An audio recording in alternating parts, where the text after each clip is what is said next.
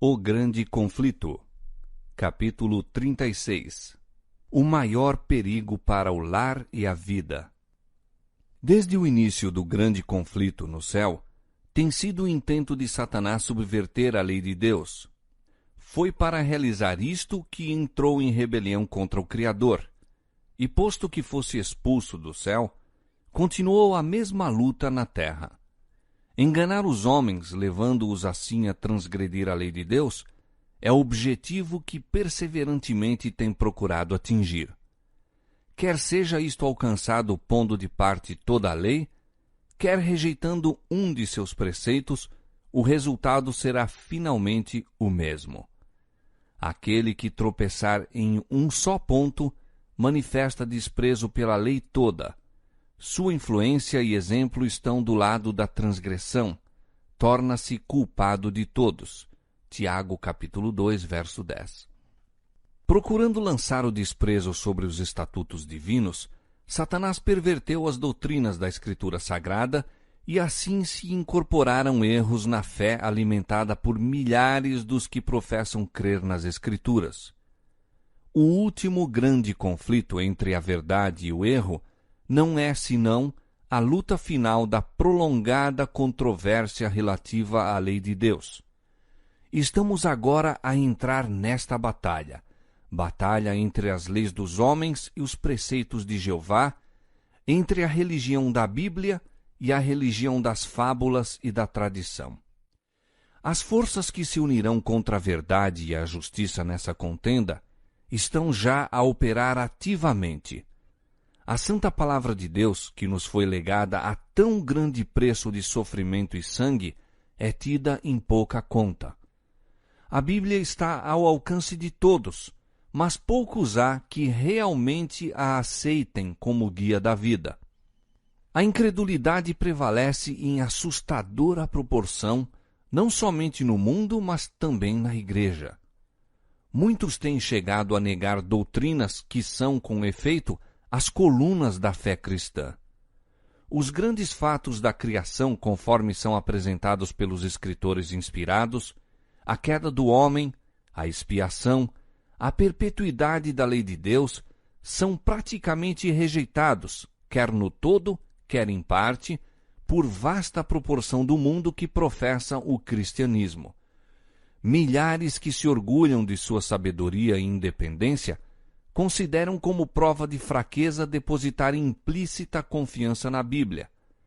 Acham que é prova de talento e saber superiores cavilar a respeito das Escrituras Sagradas e espiritualizar e explicar evasivamente suas mais importantes verdades. Muitos ministros estão ensinando ao povo e muitos lentes e professores estão a instruir os estudantes que a lei de Deus foi mudada ou abrogada, e os que consideram suas reivindicações ainda como válidas, devendo ser literalmente obedecidas, são julgados merecedores apenas de ridículo e desdém. Rejeitando a verdade, os homens rejeitam o seu autor. Conculcando a lei de Deus, negam a autoridade do legislador. É tão fácil fazer um ídolo de falsas doutrinas e teorias como talhá-lo de madeira ou pedra. Representando falsamente os atributos de Deus, Satanás leva os homens a olhá-lo sob falso prisma. Para muitos, um ídolo filosófico é entronizado em lugar de Jeová, enquanto o Deus vivo, conforme é revelado em sua palavra, em Cristo e nas obras da criação, é adorado apenas por poucos. Milhares deificam a natureza, enquanto negam o Deus da natureza. Posto que, de forma diversa, existe hoje a idolatria no mundo cristão tão verdadeiramente como existiu entre o antigo Israel nos dias de Elias.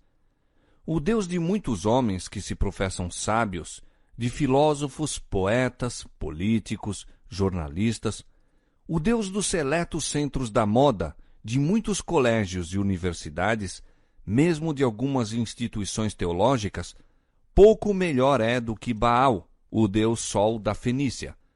Nenhum erro aceito pelo mundo cristão fere mais audaciosamente a autoridade do céu, nenhum se opõe mais diretamente aos ditames da razão, nenhum é mais pernicioso em seus resultados do que a doutrina moderna, que tão rapidamente ganha terreno, de que a lei de Deus não mais vigora para os homens. Toda nação tem suas leis que impõem respeito e obediência. Nenhum governo poderia existir sem elas. E pode-se conceber que o Criador dos céus e da terra não tenha lei para governar os seres que fez? Suponde que clérigos preeminentes estivessem a ensinar publicamente que os estatutos que governam seu país e protegem os direitos de seus cidadãos não são obrigatórios, que cerceiam a liberdade do povo e, portanto, não devem ser obedecidos. Quanto tempo seriam tolerados esses homens no púlpito? É, porém, ofensa mais grave desatender às leis dos estados e nações do que pisar os preceitos divinos que são o fundamento de todo o governo? Seria muito mais razoável que nações abolissem seus estatutos e permitissem ao povo fazer o que lhe aprovesse, do que o governador do universo anular sua lei e deixar o mundo sem uma norma para condenar o culpado ou justificar o obediente. Qual seria o resultado de abolir a lei de Deus? A experiência já foi feita. Terríveis foram as cenas perpetradas na França quando o ateísmo se tornou o poder dirigente. Demonstrou-se então ao mundo que sacudir as restrições estabelecidas por Deus corresponde a aceitar o governo do mais cruel dos tiranos. Quando a norma da justiça é posta de lado, abre-se o caminho ao príncipe do mal para estabelecer seu poder na terra. Quando quer que os preceitos divinos sejam rejeitados, o pecado deixa de parecer repelente ou a justiça desejável.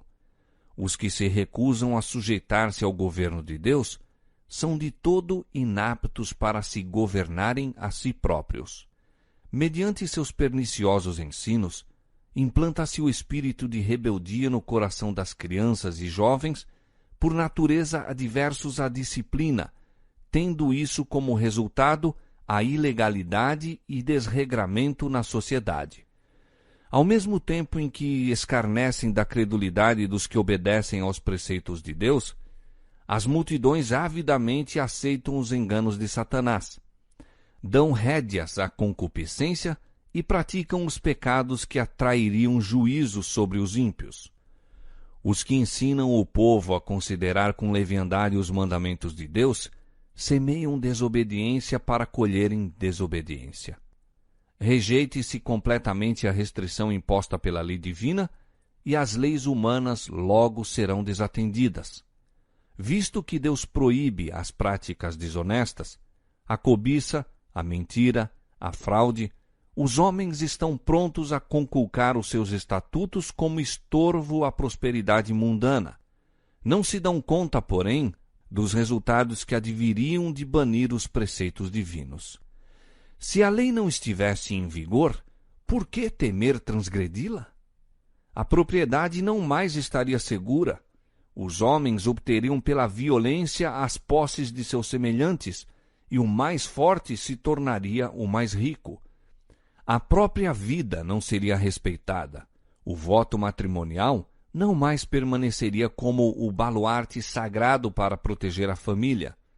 O que tivesse forças tomaria, se o quisesse, pela violência, a esposa de seu próximo. O quinto mandamento seria posto de parte, juntamente com o quarto. Filhos não recuariam de tirar a vida a seus pais, se assim fazendo pudessem satisfazer ao desejo do coração corrompido. O mundo civilizado se tornaria uma horda de salteadores e assassinos, e a paz, o descanso e a felicidade desapareceriam da terra. A doutrina de que os homens estão isentos da obediência aos mandamentos de Deus já tem debilitado a força da obrigação moral, abrindo sobre o mundo as comportas da iniquidade. Ilegalidade, dissipação e corrupção nos assoberbam qual maré esmagadora. Na família, Satanás está em atividade. Sua bandeira tremula mesmo nos lares que se professam cristãos. Há invejas, suspeitas, hipocrisias, separação, emulação, contenda, traição de santos legados, satisfação das paixões. Todo o conjunto dos princípios e doutrinas religiosas que deveriam constituir o fundamento e arcabouço da vida social assemelham-se a uma massa vacilante prestes a ruir. Os mais vis dos criminosos, quando lançados na prisão pelas suas faltas, tornam-se frequentemente recebedores de dádivas e atenções como se houvessem alcançado invejável distinção. Dá-se grande publicidade a seu caráter e crimes. A imprensa publica as minúcias revoltantes do vício, iniciando desta maneira outros na prática da fraude, roubo, assassínio. E Satanás exulta no êxito de seus planos infernais. O enfatuamento do vício, a criminalidade, o terrível aumento da intemperança e iniquidade de toda sorte e grau devem despertar todos os que temem a Deus para que investiguem o que se pode fazer a fim de sustar a maré do mal. Os tribunais de justiça estão corrompidos. Governantes são movidos pelo desejo do ganho e amor dos prazeres sensuais. A intemperança obscureceu as faculdades de muitos, de maneira que Satanás exerce sobre eles quase completo domínio. Os juristas se acham pervertidos, subordinados, seduzidos. A embriaguez e a orgia, a paixão, a inveja, a desonestidade de toda espécie estão representadas entre os que administram as leis. A justiça se pôs longe, porque a verdade anda tropeçando pelas ruas e a equidade não pode entrar. Isaías capítulo 59, 14. A iniquidade e trevas espirituais que prevaleceram sob a supremacia de Roma foram resultado inevitável da supressão das Escrituras. Onde, porém, se deve encontrar a causa da generalizada incredulidade, da rejeição da lei de Deus e consequente corrupção sob o amplo fulgor da luz evangélica numa época de liberdade religiosa? Agora que Satanás não mais pode conservar o mundo sob seu domínio, privando-o das Escrituras, recorre a outros meios para realizar o mesmo objetivo. Destruir a fé na Bíblia serve tão bem a seu propósito como o destruir a própria Bíblia. Introduzindo a crença de que a lei de Deus não mais vigora, leva os homens à transgressão de um modo tão eficaz como se fossem completamente ignorantes acerca de seus preceitos. E hoje, como nos séculos passados, está a operar mediante a Igreja a fim de favorecer os seus desígnios. As organizações religiosas da época têm recusado ouvir as verdades impopulares claramente apresentadas nas Escrituras e, combatendo-as, adotaram interpretações e assumiram atitudes que têm espalhado largamente as sementes do ceticismo. Apegando-se ao erro papal da imortalidade natural e consciência do homem na morte, rejeitaram a única defesa contra os enganos do Espiritismo. A doutrina do tormento eterno tem levado muitos a descrer da Escritura Sagrada. E ao insistir-se com o povo acerca das reivindicações do quarto mandamento, verifica-se que a observância do sábado do sétimo dia é ordenada, e como único meio de livrar-se de um dever que não estão dispostos a cumprir, declaram muitos ensinadores populares que a lei de Deus não mais está em vigor. Repelem, assim, a lei e o sábado juntamente. À medida que se estende a obra da reforma do sábado, esta rejeição da lei divina para evitar as reivindicações do quarto mandamento se tornará quase universal. Os ensinos dos dirigentes religiosos abriram a porta à incredulidade, ao espiritismo e ao desdém para com a santa lei de Deus. E sobre esses dirigentes repousa a terrível responsabilidade pela iniquidade que existe no mundo cristão. Todavia, esta mesma classe apresenta a alegação de que a corrupção que rapidamente se alastra é atribuível em grande parte à profanação do descanso dominical e que a imposição da observância do domingo melhoraria grandemente a moral da sociedade. Insiste-se nisto especialmente na América do Norte, onde a doutrina do verdadeiro sábado tem sido mais amplamente pregada. Ali, a obra da temperança, uma das mais preeminentes e importantes das reformas morais, acha-se frequentemente combinada com o movimento em favor do descanso dominical, e os defensores do último agem como se estivessem a trabalhar a fim de promover os mais elevados interesses da sociedade, e os que se recusam a unir-se a eles são denunciados como inimigos da temperança e reforma. Mas o fato de que um movimento para estabelecer o erro se encontra ligado a uma obra que em si mesmo é boa, não é argumento a favor do erro.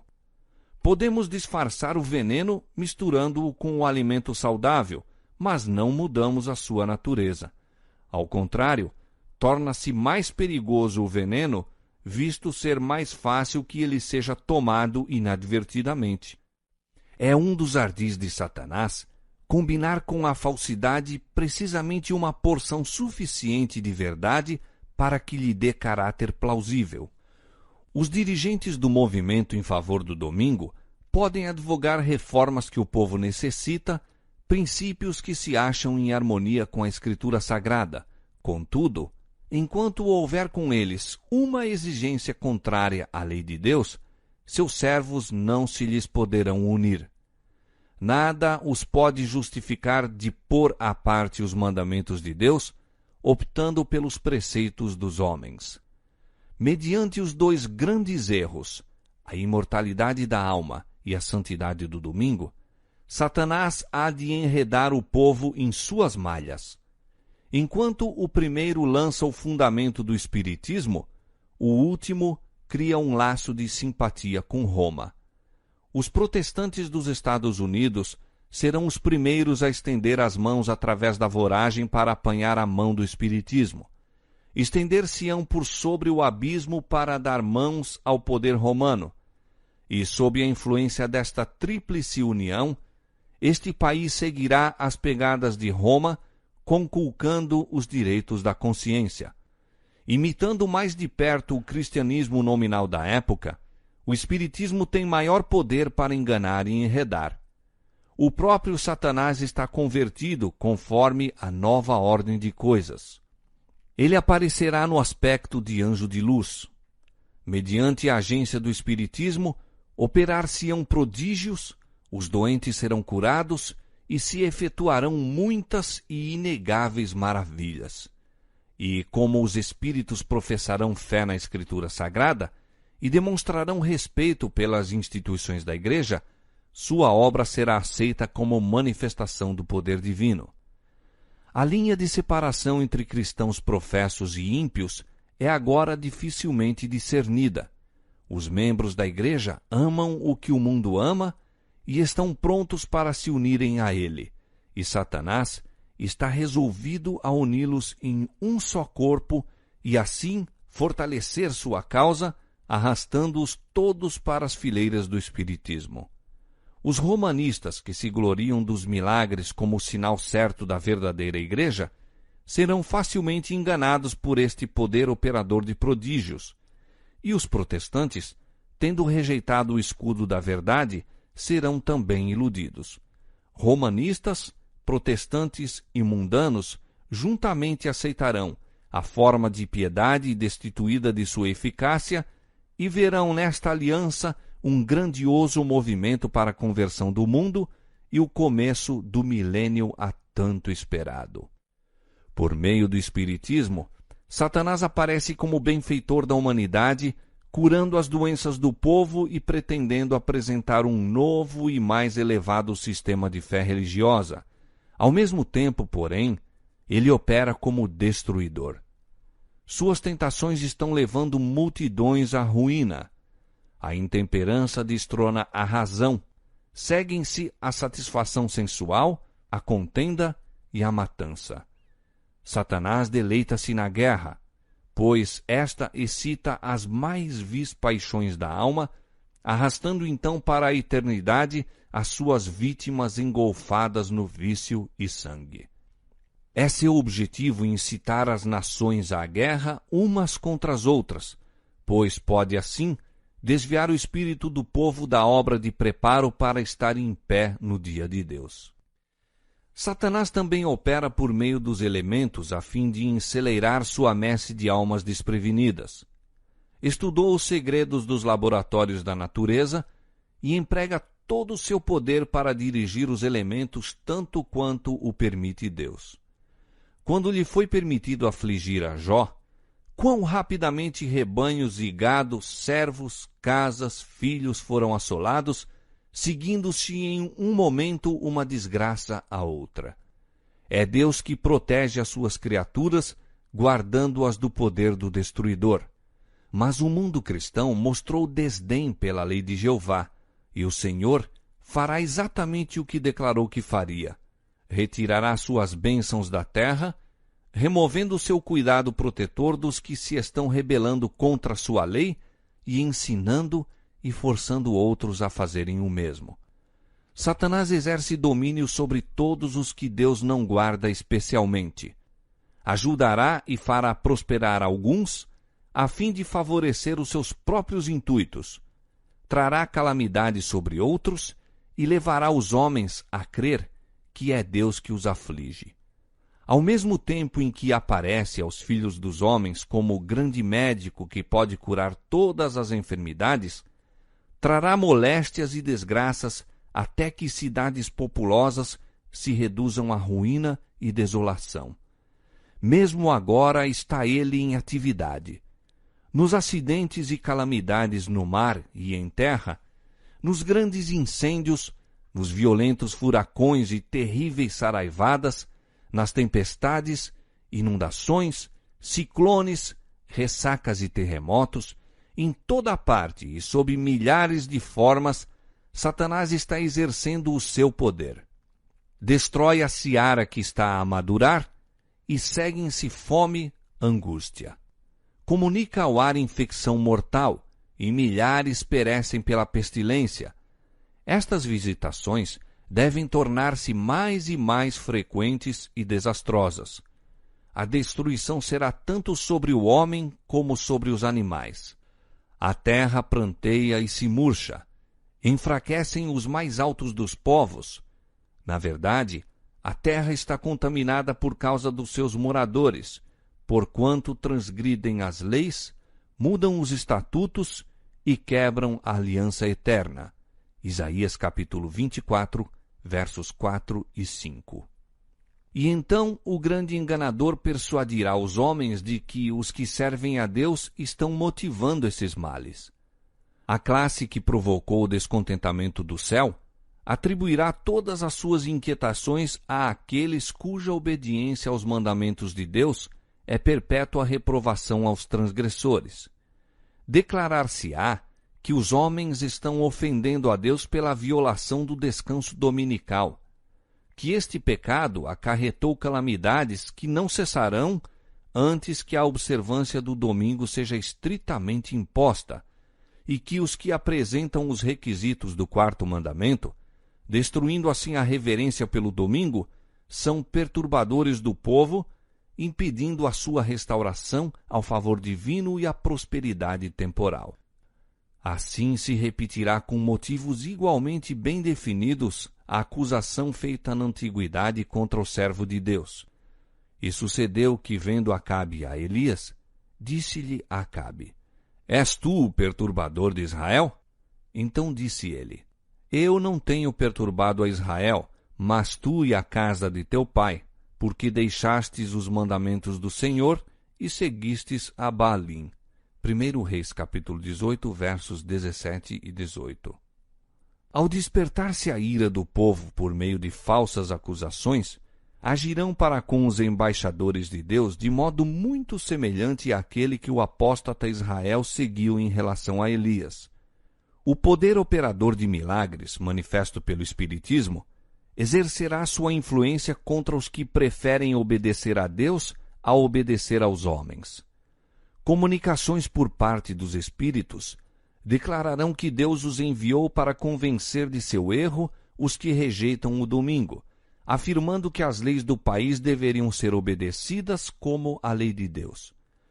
Lamentarão a grande impiedade do mundo, secundando o testemunho dos ensinadores religiosos de que o estado de aviltamento da moral se deve à profanação do domingo. Grande será a indignação despertada contra todos os que se recusam a aceitar-lhes o testemunho. O expediente de Satanás neste conflito final com o povo de Deus é o mesmo que empregou no início da grande controvérsia no céu. Pretendia estar buscando promover a estabilidade do governo divino, enquanto secretamente aplicava todo o esforço para conseguir sua subversão. E da mesma obra que assim se estava esforçando por cumprir, acusava os anjos fiéis. Idêntica política de engano tem assinalado a história da Igreja de Roma. Tem esta professado agir como substituta do céu, ao mesmo tempo em que procura exaltar-se sobre Deus e mudar sua lei. Sob o governo de Roma, os que sofreram a morte pela sua fidelidade para com o Evangelho eram denunciados como malfeitores. Declarava-se estarem eles coligados com Satanás, e todos os meios possíveis foram empregados para cobri-los de infâmia, para fazê-los parecer aos olhos do povo, mesmo aos seus próprios, como os mais vis dos criminosos. Assim será agora. Enquanto Satanás procura destruir os que honram a lei de Deus, fará com que sejam acusados como violadores da lei, como homens que estão desonrando a Deus e acarretando juízo sobre o mundo. Deus nunca força a vontade ou a consciência.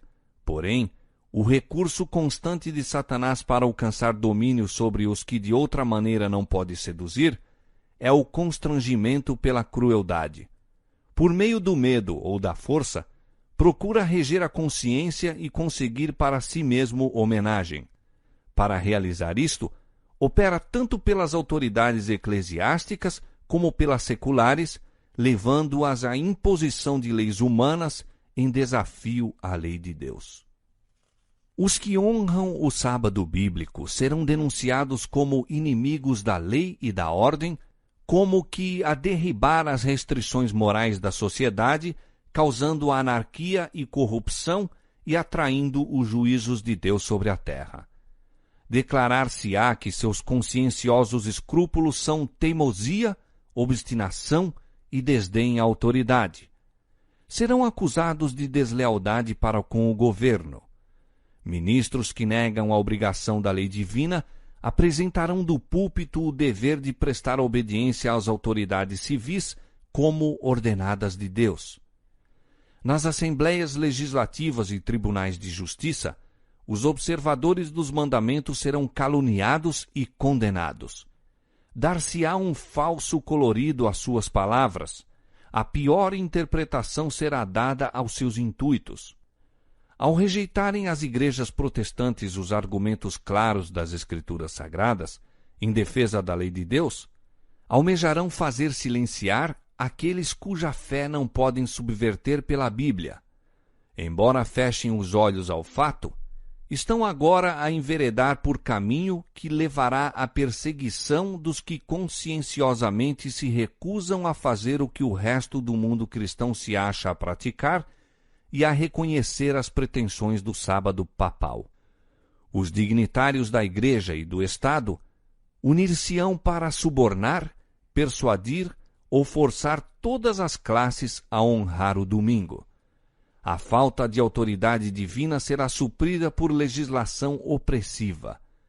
A corrupção política está destruindo o amor à justiça e a consideração para com a verdade, e mesmo na livre América do Norte, governantes e legisladores, a fim de conseguir o favor do público, cederão ao pedido popular de uma lei que imponha a observância do domingo. A liberdade de consciência, obtida a tão elevado preço de sacrifício, não mais será respeitada. No conflito prestes a se desencadear, veremos exemplificadas as palavras do profeta. O dragão irou-se contra a mulher e foi fazer guerra ao resto da sua semente, os que guardam os mandamentos de Deus e têm o testemunho de Jesus Cristo. Apocalipse capítulo 12, verso 17.